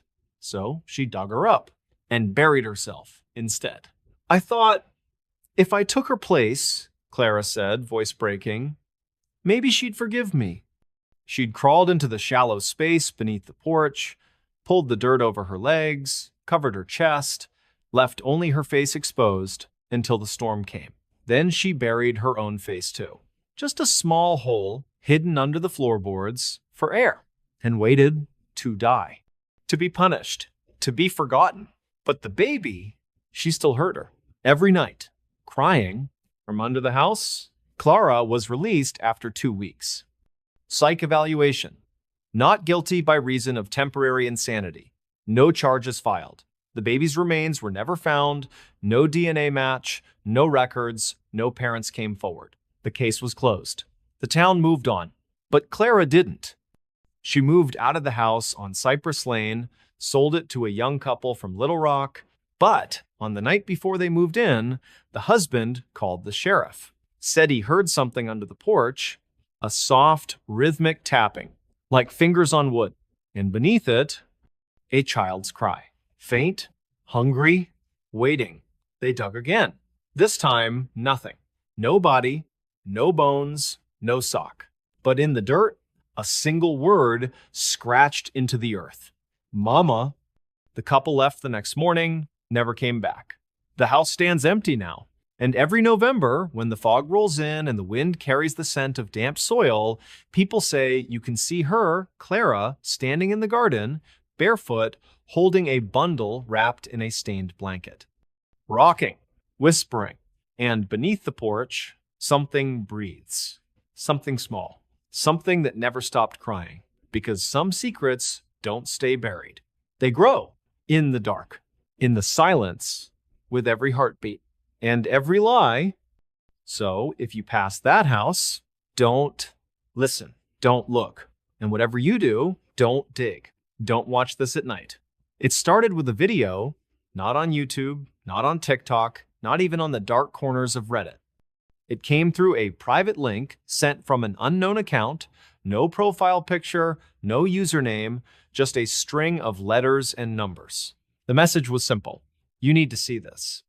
That's what Jason Miller saw when he opened his inbox at 11:43 p.m., sitting alone in his apartment in Knoxville, Tennessee. Rain tapped against the window like fingernails. The city lights outside were dim, blurred by the storm. His roommate was away. The fridge hummed. The air conditioner clicked off. Silence. Too much silence. Curious, Jason clicked the link. The video loaded instantly. No buffering, no preview, just black. Then, a shaky camera view. Indoors. Dark. The kind of darkness that feels thick, like oil on skin. A whisper. Feminine. Trembling. He's still here. The camera panned slowly, creaking floorboards. A hallway. Peeling wallpaper. A child's drawing taped to the wall. A family of 3 smiling beneath a yellow sun. Then, a bedroom door. Slightly ajar. The whisper came again. I don't know how long I have. The person holding the camera, small hands, chipped purple nail polish, pushed the door open. Inside, a bed. Unmade. A nightstand. A lamp. And on the floor, a man, face down. Motionless. Beside him, a pool of dark liquid spreading across the hardwood. The camera zoomed in. The man turned his head, slowly, too slowly. His eyes were open, white, clouded. Not dead, not yet, but something worse. His mouth moved, but no sound came out. Just bubbles of blood at the corners. Then, a shadow crossed the wall. Tall, thin, no face. Just a silhouette, stretching, warping, as if the light itself was afraid of it. The woman gasped. The camera dropped. For a moment, only the floor in view. Dust. A dropped earring. Then, a hand. Pale. Long-fingered. Reaching into frame. Grabbing the camera. Lifting it. Now the view was from the floor, tilted upward. The woman, blurry out of focus, was being dragged backward by her hair. Her legs kicked. Her screams were muffled, as if something was pressed over her mouth. Then silence. The camera stayed on, pointed at the ceiling. A crack ran across the plaster, shaped like a spider's web. Minutes passed, no movement, no sound. Then, a drop of blood, plopping onto the lens, red, thick, then another, and another, dripping from above. The camera tilted, now pointing toward the ceiling.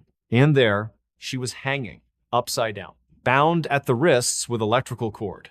Her hair dangled toward the floor, her eyes were open, wide, unblinking. But she wasn't looking at the camera. She was looking through it at you. Her lips moved, no sound. But Jason read it. He sees you too. Then the screen went black. Text appeared, white on black, centered. Don't watch this at night. Jason froze. His breath caught.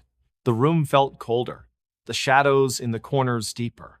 He slammed the laptop shut, heart pounding, hands shaking. It's fake, he muttered. Just a prank. Deep fake. Horror edit. Something. But the woman's eyes, they had looked real. Too real. He opened the laptop again just to prove it to himself. The video was gone. The link? Invalid. No trace. He searched the sender. Nothing. Deleted. Erased.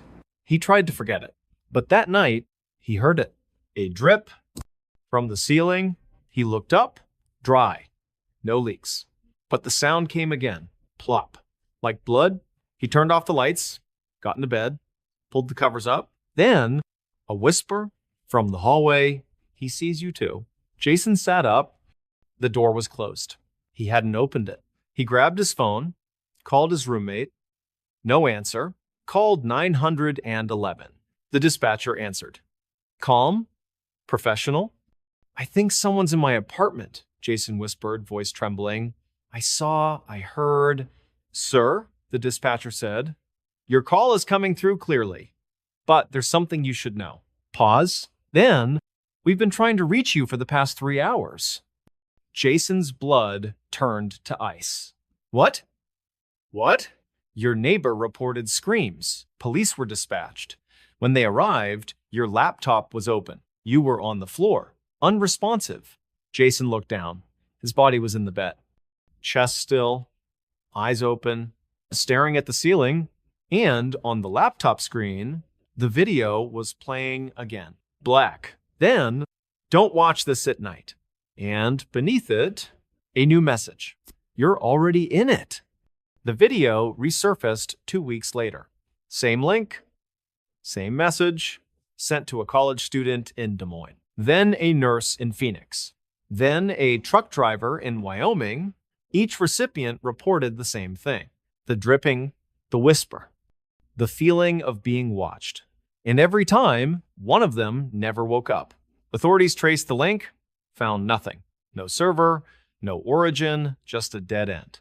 But survivors, those who closed the video in time, spoke of one detail.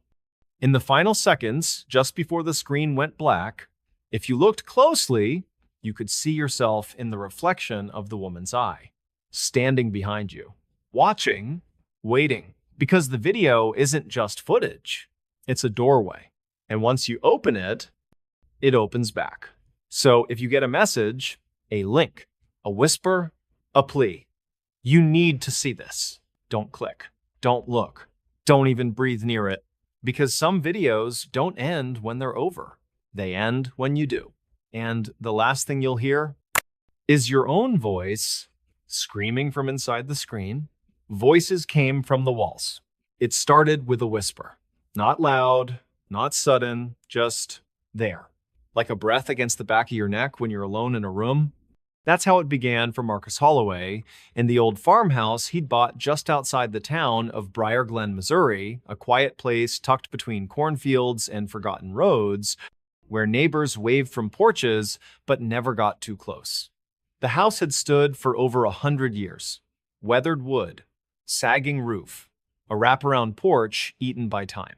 But the price was right, and Marcus needed a fresh start. He moved in on a Thursday, late afternoon. The sun hung low, casting long shadows across the overgrown yard. The air smelled of dry grass and distant rain. He carried his boxes inside, set up his bed, his couch, his coffee table. Simple things, nothing fancy, just enough to feel like home. That first night, he slept deeply. Too deeply. When he woke, it was 3:08 a.m. And the house was talking. Not creaks, not wind, not pipes, voices. Faint, muffled, as if people were speaking behind thick layers of plaster. A woman's voice, soft, weeping, A child's giggle, high-pitched, sudden, then gone. And a man, low, growling, saying the same phrase over and over. You're not supposed to be here. Marcus sat up, heart pounding. He wasn't dreaming. The words came from the wall beside his bed. The one with the old floral wallpaper peeling at the edges. He pressed his ear against it. Silence. Then, a breath right inside the wall, like something was listening back. He pulled away. It's the house, he told himself. Old wood, settling, pipes, drafts. But the next night, it happened again. And louder. This time, he recorded it.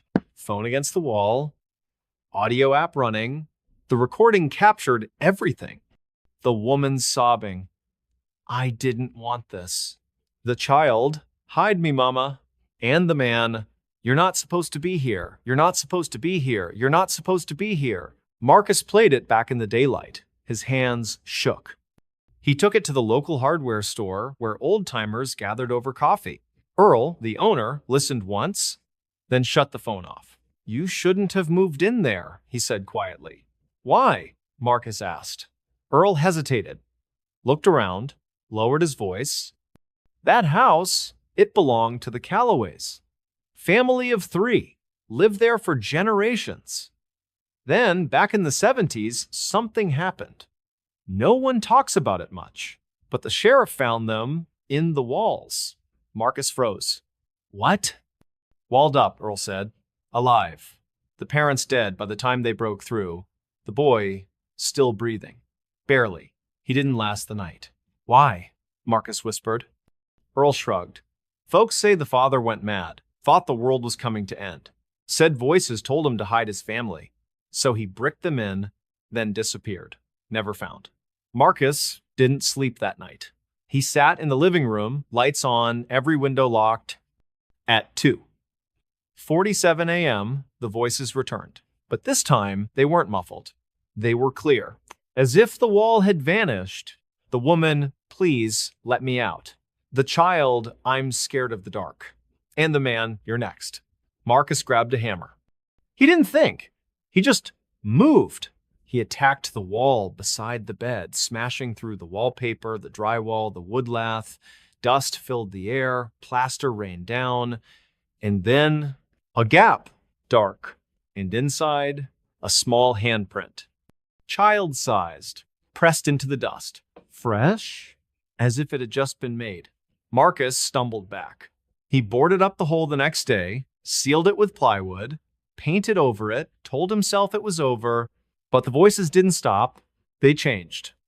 Now they called his name. Marcus, from the ceiling, from the floor, from the walls of every room, sometimes one voice, sometimes all 3, sometimes in unison. Marcus, stay with us.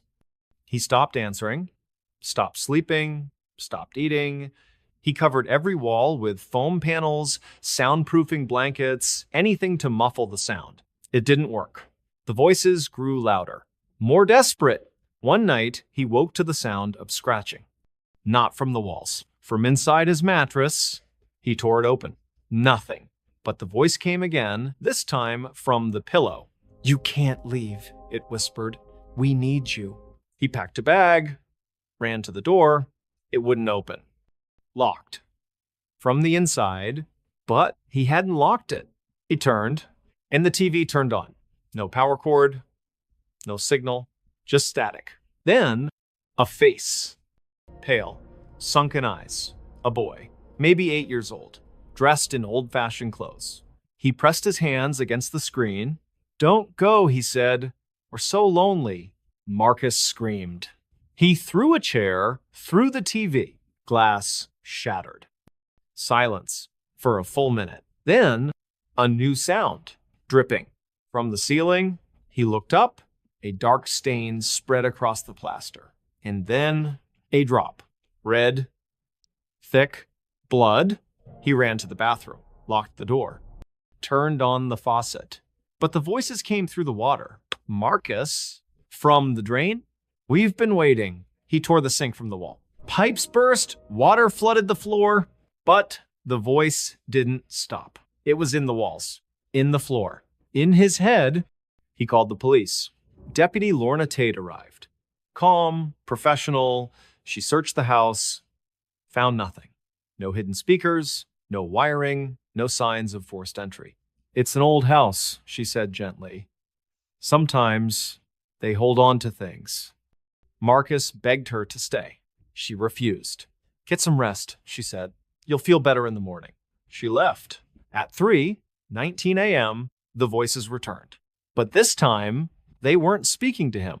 They were speaking for him. From every wall, every corner, every vent, his own voice. But wrong. Slowed. Distorted. Saying things he'd never said. I want to stay. I love it here. Don't come for me. He covered his ears, screamed, but the voice kept coming. Louder, closer, then a new sound. Brick, stone, being laid. From inside the walls, he ran to the bedroom. The boarded up hole. It was gone, sealed, with fresh mortar. And in the center, a small, child-sized handprint pressed into the wet cement. Still warm. Marcus backed away. He grabbed his phone, called 911. The dispatcher answered. Help me, Marcus sobbed. They're sealing me in. I can hear them building. Sir, the dispatcher said, voice tight, we've been trying to reach you for 2 days. Marcus froze. What? Your neighbor reported no movement, no lights. We tried to enter, but the doors were bricked from the inside. Marcus turned. The front door. Solid, no handle, just smooth brick. Same with the windows, the back door. Every exit sealed. And from the walls, the voices, now calm, singing a lullaby. 3 voices, one new, his, joining in. Because Marcus Holloway never left the house. And the house never let him go. Now, when night falls over Briar Glen and the wind dies down, locals say if you press your ear to the farmhouse wall, you can hear them. 4 voices, whispering, laughing, building, and if you listen closely, you'll hear a new voice just starting, soft, frightened, saying your name. So don't walk too close. Don't look in the windows. And whatever you do, don't listen to the walls. Because once they speak to you, you become part of the house forever. She lived with a corpse. It wasn't the smell that first alerted the neighbors. Not at first. In the small town of Red Vale, Colorado, nestled between red rock cliffs and dry pine forests, houses sat far apart, separated by gravel driveways and tall fences. Privacy was expected. Silence respected. And so, for months, no one questioned the life of Evelyn Hart. She was 58, quiet, kept to herself. A retired nurse who'd moved to town after losing her husband years ago.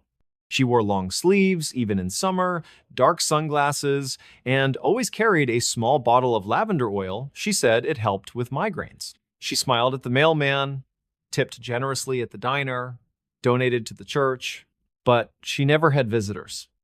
And her curtains were always drawn. The first sign came in early autumn. A delivery driver, bringing a package to her door, noticed something strange. The front porch, neat, swept, flowerless, had a single footprint. Not from a boot, not from a shoe. From a bare foot. Small. Pale. As if someone had stepped out and never stepped back in. He shrugged it off, left the package. But a week later, Mrs. Calloway, who lived 2 houses down, called the sheriff. I heard singing, she said, voice trembling, late last night, from Evelyn's house. A woman humming a lullaby. But it wasn't right. Too slow, like she was dragging the notes. Deputy Ray Torres took the report, drove over, knocked. No answer. Lights were on inside, a faint glow through the cracks in the blinds. He pressed his ear to the door. Silence. Then, a breath, not hers. Deeper, wet, like lungs filled with fluid. He left, uneasy, but didn't force entry. No reason. Not yet. Then, 3 weeks later, the smell came. Not rot, not decay at least, not at first. Just sweetness. cloying, thick, like honey left in the sun.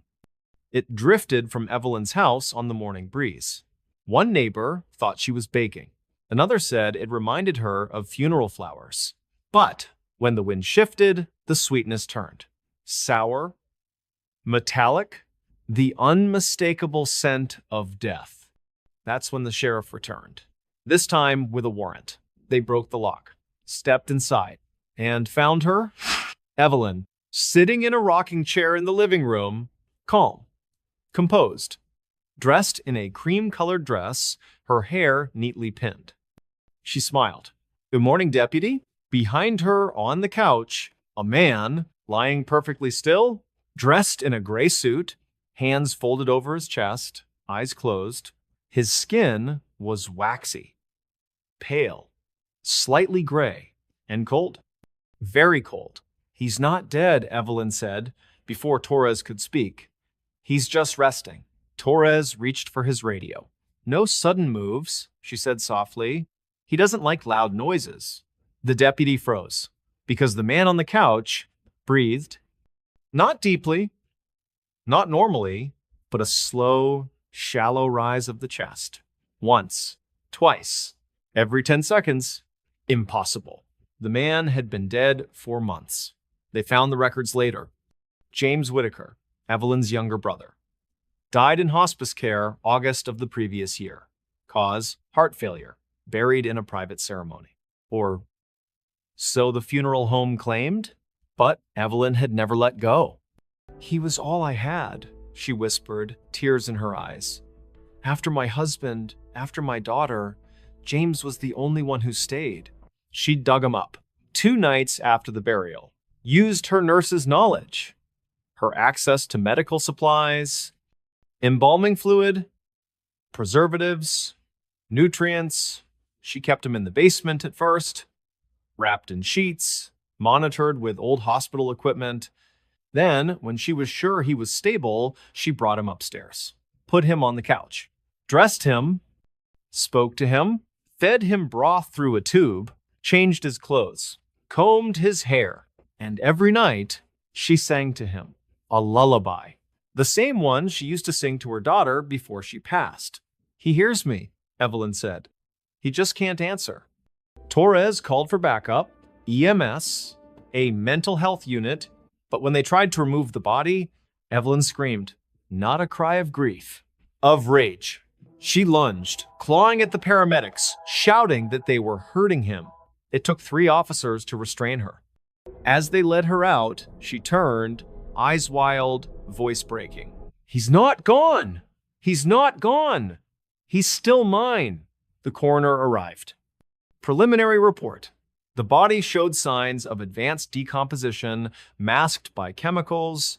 Tissue was brittle. Organs had long since ceased function. There was no medical explanation for the breathing. None. Yet, on the security footage from the living room camera installed during the investigation, the chest rose, slow, steady, every 10 seconds for 7 full days, until Evelyn was committed to a psychiatric facility. Then, it stopped. The body was cremated. The house was sold. But the new owners didn't last long. They moved out after 2 weeks. Said they heard humming at night. From the living room, a woman's voice. Soft, broken, singing a lullaby. And sometimes, a second sound. Faint, wet, like someone trying to breathe. From beneath the floor, the house stands empty now. Windows boarded. Lawn overgrown. But on quiet nights, when the wind dies and the stars hang low, locals say you can see a light in the front window and hear 2 voices, one singing, one breathing, together, forever. Because love doesn't always let go. Sometimes it just refuses to admit the truth. And in that denial, death doesn't end. It moves in, it stays. It shares your bed, your meals, your silence. And if you listen closely, you'll hear it whispering from the walls, not of grief, not of madness, but of a woman who never said goodbye, and the corpse she still calls family. Missing teen found in pieces. It began with a backpack, not hers. But it was close enough to make the heart stop at 6:22 a.m. on a damp October morning in the town of Hollows Creek, West Virginia. A hunter named Carl Dobbs was tracking deer deep in the Monongahela National Forest. Fog clung to the trees like wet gauze. The air smelled of moss, rot, and something faintly metallic. He stepped over a fallen log and froze. There, half buried in leaves and mud, was a faded blue backpack. One strap torn, the zipper half open, and inside, a notebook, pages water-stained, ink blurred. But one name stood out, written in looping cursive on the inside cover: Lena Reyes, the missing girl, 17 years old.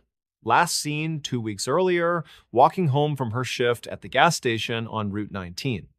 Security footage showed her leaving at 10:48 p.m., hoodie pulled tight, earbuds in.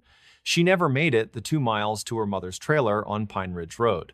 No car, no phone, no body, until now. Carl called 911 with shaking hands. Within the hour, the forest was swarming with deputies, search dogs, and forensic teams. Yellow tape cordoned off the area, cameras rolled, evidence bags opened. But the backpack was the only thing found. No Lena, no blood, no signs of a struggle, just the bag. And the notebook? Inside, the entries started normal. School, her job, her dog, Scout, a boy she liked. Then, the last entry, dated the night she disappeared. He's been following me. Not in a car. On foot. Keeps to the trees. I saw him at the edge of the lot. Same place yesterday. Wearing that long coat. Face in shadow. I don't know why he's watching. I don't know why he hasn't stopped me. Below it, a sketch. Crude. Shaky. A man. Tall. Thin. Arms too long. Head tilted. And in one hand, a pair of scissors. Large. Rusty. Like garden shears. The sheriff's department released the sketch, offered a reward, set up checkpoints, but no one came forward. No sightings, no leads. Then, 3 days later, another piece was found. Not of clothing, not of evidence, of her. A hand. Right hand, severed at the wrist, found in a plastic grocery bag left on the steps of the Hollows Creek Methodist Church. Fingers curled. Nail polish chipped pink, the same shade seen in her school photo. And clutched in her palm, a Polaroid. The image showed a dim room, concrete walls, a single bare bulb hanging from the ceiling. And in the center, Lena, alive, bound to a metal chair, mouth taped, eyes wide with terror, but her body, it was wrong. Her arms gone from the elbows down, her legs missing below the knees, and on the wall behind her, written in what looked like blood. Not done yet. The photo was never released to the public, but it haunted the officers who saw it because, in the reflection of the bulb, a figure stood behind her, tall, thin, wearing a long coat, faceless.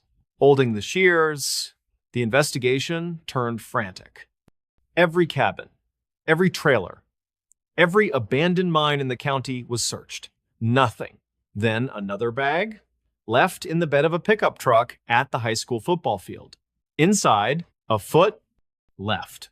Shoe still on, sock pulled neatly over the toes, and in the shoe, another photo, this time only her torso, still in the chair.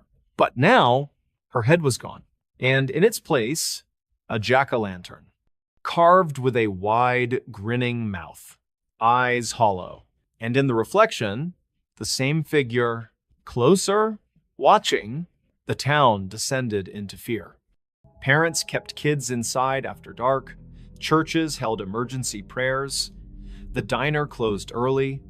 Even the old men who sat on the hardware store porch every morning fell silent, eyes scanning the tree line, and then a call to the sheriff's non-emergency line. At 3:17 a.m., no voice, just breathing, wet, slow. Then a whisper, she's still alive. Click, they traced it, a payphone, at the edge of the forest, miles from any road, long disconnected. Yet the call came through. Deputy Karen Miles went alone. She found the phone hanging off the hook, and on the ground, a single Polaroid. New. Lena's face. Pale. Bruised. Eyes open, but not looking at the camera, looking up at something above her. And written beneath it, "Come see." With an arrow pointing deeper into the woods, she followed. Flashlight trembling. Radio silent. For nearly an hour, she walked. Then, a cabin, old, leaning, roof caved in one corner, door slightly open. Inside, lights flickering from candles, dozens of them, arranged in a circle, and in the center, a table, wooden, stained, and on it, Lena, or what was left. Her torso, her head, one leg, the rest gone. But she was moving. Not breathing, not speaking, but her fingers twitched, her eyelids fluttered.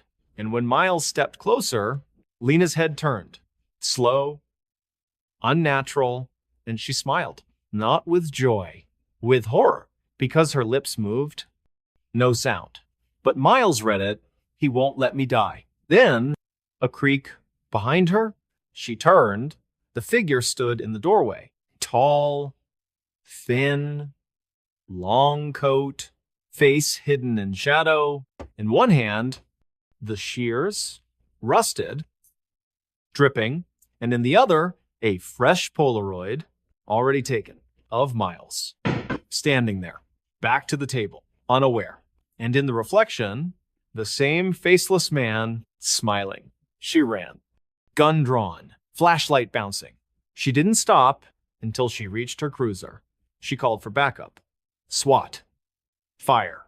But when they returned, the cabin was gone, burned to the ground. Ashes still warm. No body, no table, no candles, no Polaroids. Only one thing remained, half buried in the dirt. Lena's left eye, placed carefully on a small stone, looking up, still blinking. The case was never solved. The figure was never found. But every October, on the anniversary of her disappearance, pieces arrive, left on porches, in mailboxes, under windshields. A finger, an ear, a lock of hair, always wrapped in plastic, always fresh, as if she's still being taken apart. And with each piece, a Polaroid, showing more of the room, more of the chair, more of him, closer now, watching, waiting. And in the latest photo, found just last week, Lena's head, whole, eyes open, mouth moving, saying, "He's making room," because they never found her body. They never will, because she's not dead and she's not free. She's still there, in the dark, in the candlelight, being kept, being used, being collected.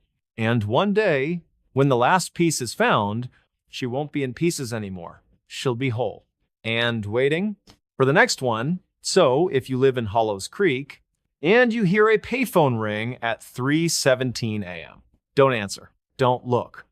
And whatever you do, don't go into the woods. Even if you think you hear her crying, even if you see a light, even if you find a backpack, because she's not lost. She's unfinished. And the man with the shears, he's not done yet. This town hides a secret. It wasn't the first time someone disappeared in Briars Hollow, Oregon, but it was the first time they came back. Not alive, not dead, just changed. The town sat deep in the Cascade foothills, surrounded by dense pine forests and mist that never quite burned off, even at noon. It was the kind of place where the trees leaned too close to the road, where the wind carried voices that weren't there, and where the local diner, Maggie's Fork, served coffee so strong it tasted like dirt and secrets. Population: 1,247. Everyone knew everyone. Or so they said. But some things weren't spoken of, like the old well behind the abandoned church on Chapel Ridge, or the way the dogs refused to bark after midnight, or the fact that every 7 years, someone vanished. No note, no struggle, no trace. And then months later, they returned, smiling, calm, saying they'd been away for a while. But their eyes, they didn't blink, not like normal people, and they never cast a shadow. It started with Thomas Greer. He was 32, a school teacher, quiet, kind, loved hiking the back trails near Blackroot Creek. One evening, he went out for a walk, never came back. Search teams combed the woods for weeks. Helicopters scanned the canopy. K-9 units tracked his scent until it simply stopped. At the edge of a clearing, no map showed. No body, no gear, no clues, just silence. The town mourned, held a memorial, moved on. Then, 8 months later, Thomas walked into Maggie's Fork at 6:14 a.m., wearing the same clothes he'd left in muddy, torn, but clean, as if freshly washed. He ordered coffee, smiled at Maggie, said, "I'm back." That was all. No explanation, no apology, no emotion, just back. Sheriff Ellen Mays questioned him, checked his story, ran his prints. Everything matched. But something was off. His skin was too pale. Not sickly, just neutral, like a photograph drained of color. His voice flat, monotone, no inflection. And when asked where he'd been, he stared for a full minute, then said, "Below." No one pressed further. Thomas moved back into his house, resumed teaching, but the kids said he didn't laugh anymore, didn't react when they misbehaved, didn't blink when the lights flickered. And sometimes, during quiet moments, he'd stop. Just stand. Stare at the wall. Mouth slightly open, as if listening to something only he could hear. Then, 2 months after his return, another disappearance. Lena Pike, 19, waitress at the diner. Dreamed of leaving Briars Hollow, moving to Portland, becoming a singer. She left work at 9:30 p.m. Her car was found the next morning idling in the middle of Chapel Ridge Road, driver's door open, keys in the ignition. Inside, the radio played a hymn on repeat. Amazing Grace. Static between verses. No sign of her. Again, the search. Again, nothing. Until 6 months later. She walked into the sheriff's office. Same clothes. Same clean, almost sterile appearance. "I'm back," she said. Same words, same tone, and when asked where she'd been, she smiled. A slow, unnatural stretching of the lips, then whispered, "Below." That's when Sheriff Mays started digging. Literally, she visited the town archives, old church records, land deeds, and found a pattern every 7 years. Since 1893, one person taken, returned, always saying the same thing, always with the same dead eyes, and always without fail, within a week of their return, the town would experience what locals called the quiet night. No wind, no animals, no electricity, just silence. And from the forest, a low, rhythmic thumping, like something vast, breathing. Maez went to the only person who might know the truth. Old Man Hargrove, 92, lived in a cabin at the edge of the pines, rarely spoke, never left after dark. She found him on his porch, rocking slowly, staring into the trees. "Why do they come back?" she asked. He didn't look at her. "They don't," he said. She frowned. "What?" "They don't come back," he repeated. "They're replaced." And then softly, "The town gives one, the hollow takes one, and the one that returns isn't ours. What is it?" Hargrove finally turned. His eyes were watery, haunted. "It's a vessel," he whispered. "Empty, waiting, and every 7 years it fills." Mays didn't sleep that night. She sat in her office, reviewing files, photos, timelines, and then she noticed it. In every photo of the returned Thomas, Lena, the others from decades past, there was something in the background, just barely visible. A figure, standing at the edge of the frame, behind a tree. In a window, at the end of a hallway. Tall, thin, faceless, wearing a long coat, and in each photo, it was closer. Until, in Lena's return photo, it was standing behind her. One hand on her shoulder, smiling, with her face. Mays drove to the church on Chapel Ridge the next day. The well was still there. Rusted iron cover, chained and padlocked, a sign nailed to the wood, "Do not open, condemned." She pried the lock off, lifted the cover. Darkness stared back. No bottom, just black. And from below, a breath, cold, wet. Then, a whisper, "We are many." She dropped the cover, sealed it, ran. That night, the quiet night came early. Power went out at 8:17 p.m. Phones died, cars wouldn't start, and from the forest, the thumping, louder, closer. Mays gathered what few officers she could, armed, watched the streets. At 2:03 a.m., the first one appeared, Thomas, standing in the middle of Main Street, alone. Then Lena, then two others returned years ago. Then more. 6, 12, 18, all standing in the road, facing the forest, not moving, not speaking, just waiting.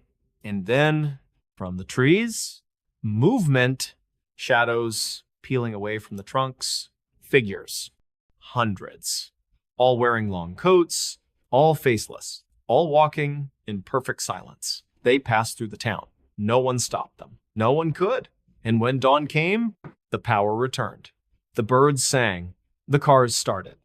But the people who had stood in the street, they were gone. All of them.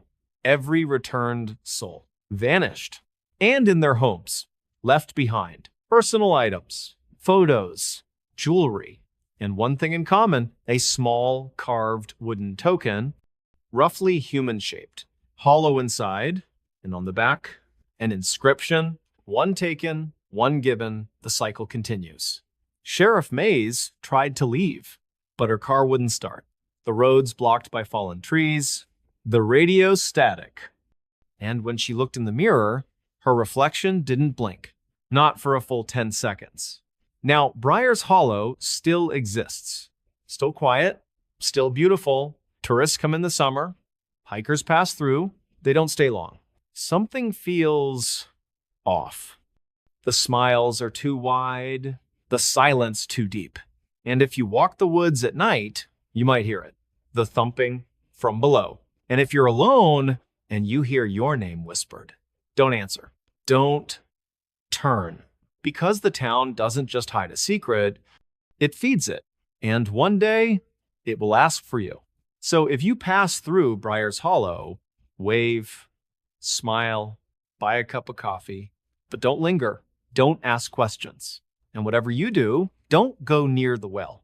Because the truth isn't buried. It's waiting, and it's hungry.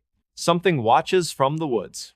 It started with a feeling. Not fear, not at first, just the slow, creeping certainty that you were no longer alone. That's how it began for Daniel Reeves in the quiet town of Pines Hollow, nestled deep in the dense forests of northern Maine. A place where winter lasted 6 months, where cell signals vanished like breath in the cold, and where the trees stood so close together they seemed to whisper secrets when the wind moved through them. Daniel had come for peace. After years in the city, endless noise, endless stress, the slow unraveling of his mind, he bought a small cabin off Black Spruce Road, a one-room retreat surrounded by pines, a stone's throw from a frozen creek. He wanted silence, solitude, a chance to breathe. He arrived in late October. The leaves were gone, the ground was hard, the sky hung low, gray and heavy. The first night was quiet, too quiet.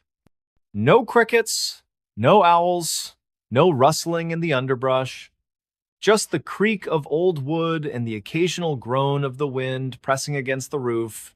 Daniel lit a fire, read a book, fell asleep by 10:30 p.m. He woke at 2:17 a. to silence. Not peaceful. Wrong. The fire was out.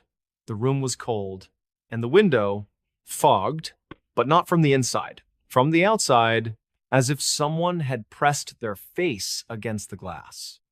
He sat up slowly, heart thudding. The cabin was dark. The clock ticked once, twice, then stopped. And then a breath, not his, long, slow, dragged through the air like cloth over stone. From the other side of the wall, outside, Daniel grabbed his flashlight, peered through the window. Nothing, just trees, snow-dusted ground, shadows. He opened the door, stepped onto the porch. The air was still, no wind, no sound, but the snow, it was untouched, except for one thing. 20 yards into the tree line, a single set of footprints, leading in, not out, as if something had walked into the woods and never come back. Daniel didn't sleep the rest of the night. He sat by the fire, gun on his lap, eyes locked on the tree line. At dawn, he followed the tracks. They didn't lead far, just deep enough into the woods to where the trees formed a perfect circle. No animal trails, no broken branches, just a ring of pines standing like sentinels. And in the center, a stone, flat, gray, carved with symbols Daniel didn't recognize. And on top, a dead crow, neck twisted, eyes gone, left like an offering. He backed away, ran back to the cabin, locked the door, boarded the windows. But that night, it came closer. He heard it first, a slow, rhythmic tap, like a branch against glass. But it wasn't a branch. It was a knock. 3 times. From the front door, Daniel didn't answer. He watched through a crack in the boards. Nothing. No figure, no shadow. But the doorknob, it turned slowly, then stopped. And from the other side, a whisper, not in English, not in any language he knew, but he understood it. I see you. The next morning, he tried to leave. Car wouldn't start. Battery dead. Phone no signal. Radio static, except for one station, faint, repeating the same phrase in a child's voice. Don't look outside. Don't look outside. Don't look outside. He stayed for 3 days. No power. No heat. Food running low. And every night, the knocking, the whisper, the feeling of eyes on the back of his neck. Then, on the 4th night, he saw it through the window. At the edge of the trees, tall, too tall, 12 feet, maybe more, thin, limbs like snapped branches. No face, just smooth, bark-like skin where features should be. And its arms, they dragged on the ground, long, knotted, ending in fingers too many, too thin, like roots. It didn't move, didn't breathe, just stood, watching. Daniel dropped to the floor, trembling. When he looked again, it was gone. But the next morning, the stone was on his porch, the crow gone, and the symbols, now carved into the door, deep, fresh, as if done by hand or claw. He tried to burn it. Fire wouldn't touch it. He threw it into the creek, found it on his pillow that night. And then the dreams began. Every time he closed his eyes, the forest, the circle of trees, the stone, and it standing in the center, surrounded by others, hundreds, all faceless, all watching. And in the dream, they stepped forward, one by one, into the cabin, closer, closer, until one leaned down and whispered, "You're already inside." Daniel woke screaming. The cabin wasn't his. The walls were wrong. The ceiling too high. The door open to the forest. No road, no car, just trees. Endless. And from the shadows, eyes. Hundreds of them. Glittering.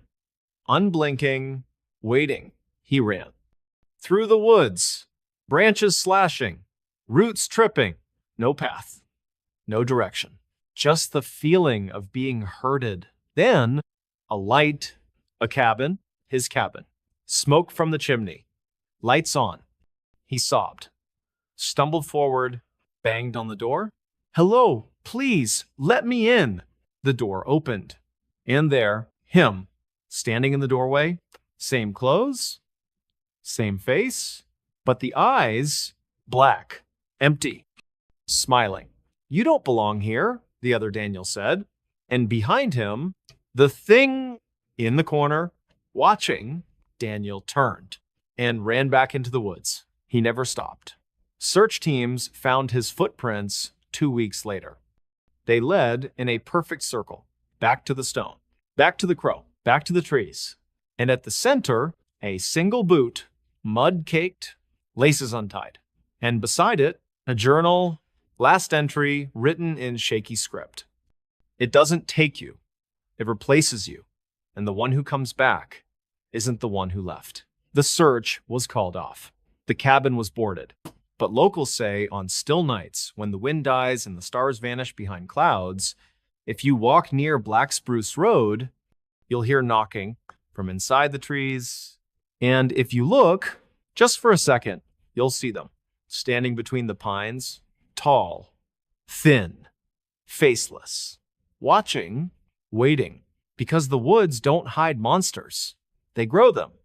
And once you've been seen, you're never really alone again. So, if you hear a knock in the dark, don't answer, don't look.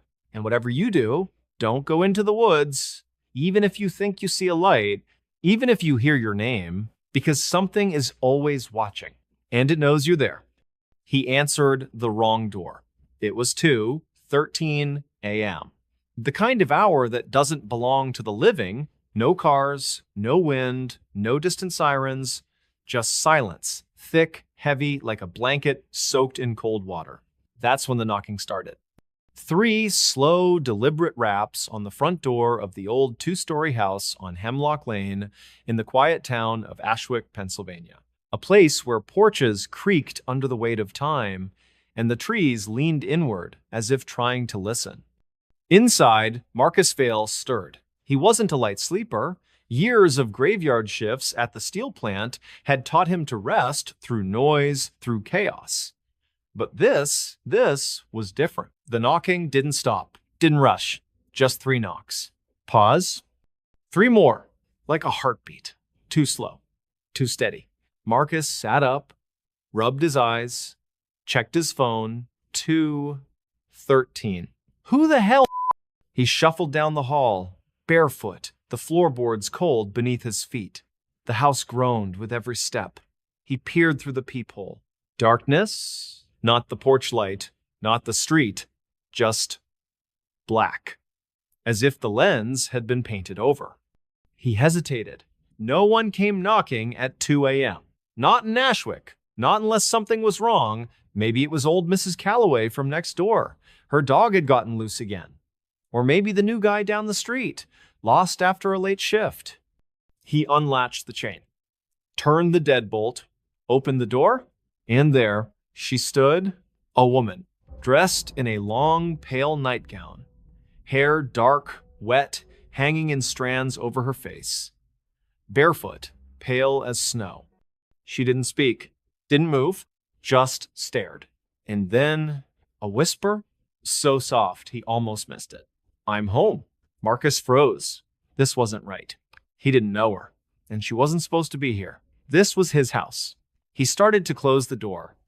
But she stepped forward. Just one step, and the air changed. It turned cold. Not winter cold, not draft. This was deeper, older, like air pulled from a tomb. Her head tilted, too far, too slow. And when she looked up, her eyes were gone. Just smooth skin, no sockets, no lashes, nothing. Marcus stumbled back, slamming the door, chaining it, locking it, heart hammering. He pressed his back against the wall, breath ragged. What the hell was that? He waited. Silence. No more knocking, no footsteps. After 10 minutes, he dared to look through the peephole again.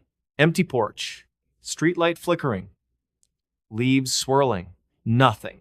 He exhaled. Hallucination, stress, lack of sleep. He poured himself a glass of water, sat at the kitchen table, tried to calm down. Then A sound. From the back door, 3 knocks.